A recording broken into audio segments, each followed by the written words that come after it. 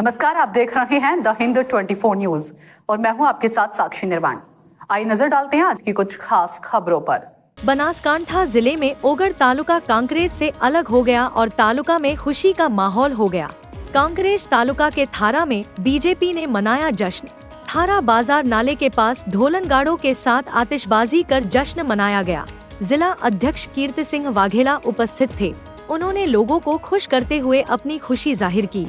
जब ओगढ़ तालुका घोषित हुआ तो तालुका भाजपा ने देव दरबार में ओगढ़ बापा के दर्शन किए। आभार ओगढ़ महंत बलदेव नाथ बापू ने व्यक्त किया। ओगढ़ तालुका घोषित होने पर देव दरबार जागीर मठ ओगढ़ महंत ने जताई खुशी।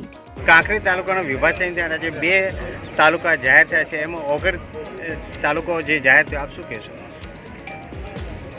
આપણા દેશના યશસ્વી વડાપ્રધાન આદરણીય શ્રી નરેન્દ્રભાઈ મોદી સાહેબના નેતૃત્વમાં સમગ્ર ભારત વિકાસ તરફ આગળ વધી રહ્યો છે, ભારત વિકસિત ભારત બની રહ્યો છે।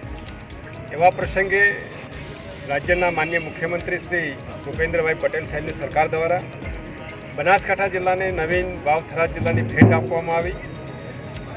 વાવ થરાદના સીમાંકન બાબતે એ સમયે કાંકરેજની પ્રજાની માગણી હતી કે કાંકરેજ એ પ્રહુદ બનાસકાંઠામાં જ રહે, એટલે મૂળભૂત બનાસકાંઠા જિલ્લામાં રહે। તો સૌપ્રથમ તો રાજ્યના મુખ્યમંત્રી શ્રી ભૂપેન્દ્રભાઈ પટેલ સાહેબની સરકારની આપણી સૌની જે જનતાની માગણી હતી એ માગણી ધ્યાને રાખી અને કાંકરેજને બનાસકાંઠામાં સમાવેશ કર્યો છે।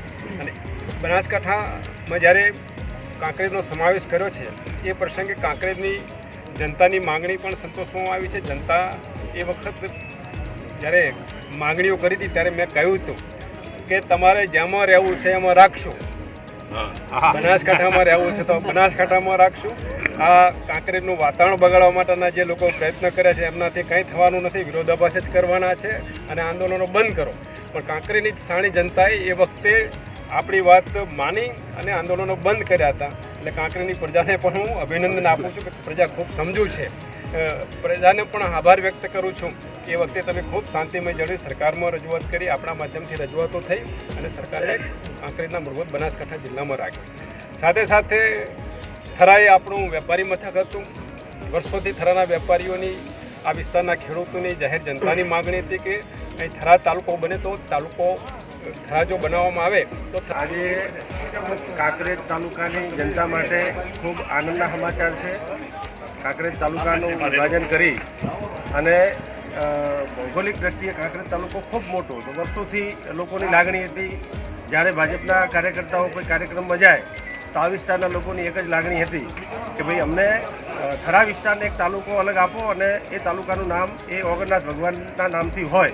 તો આજે દેશના વડાપ્રધાન આદરણીય મોદી સાહેબ, ગુજરાતના મુખ્યમંત્રી આદરણીય ભૂપેન્દ્રભાઈ પટેલ સાહેબ અને આપણા વિસ્તારના આગેવાન આદરણીય કીર્તિસિંહ વાઘેલાની મહેનતથી, ભાજપના સૌ કાર્યકર્તાઓની લાગણીથી તાલુકાનું વિભાજન કરી અને ઓગઢ તાલુકો અલગ કરી અને આપણા વિસ્તારના લોકોની લાગણી, એમની જે માગણી હતી એ પૂરી કરી છે બદલ આપણે ફરી એક વખત મોદી સાહેબ આજે ગુજરાત સરકાર દ્વારા આપણા માનનીય મુખ્યમંત્રી ભૂપેન્દ્રભાઈ પટેલ દ્વારા જે કાંકરેજ તાલુકાને વિભાજન કરી અને શ્રી ઓગણનાથના નામે અમારી કાંકરેજ તાલુકાની પબ્લિકની એક માગણી હતી કે ઓગણનાથના નામે તાલુકો કરવો, તો આજે બે વિભાજન કર્યા અને શ્રી ઓગણનાથના નામે થરા મથક બનાવ્યું અને ઓગણનાથના નામે તાલુકો બનાવ્યો। એ બદલ આપણા અધ્યક્ષ ભારતીય જનતા પાર્ટીના એવા કીર્તિસિંહજી વાઘેલા અને ભૂપેન્દ્રભાઈ પટેલનો થરાની અને કાંકરેજ તાલુકાની જનતા વતી અમે ખૂબ ખૂબ આભાર માનું।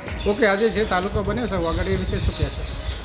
આજે અમારી ઓગઢજી મહારાજની પવિત્ર ધરા ધરતી, એમાં ઓગઢજી મહારાજના નામથી જે ઓગઢ તાલુકો બનાવ્યો છે એમાં હું ખૂબ ખૂબ ખુશી છું। અને એની અંદર આપણા લોકલાડીલા વડાપ્રધાન શ્રી નરેન્દ્રભાઈ મોદી સાહેબને પણ હું ખૂબ આભાર માનું છું। CR પાટીલ સાહેબનો પણ ખૂબ આભાર છે।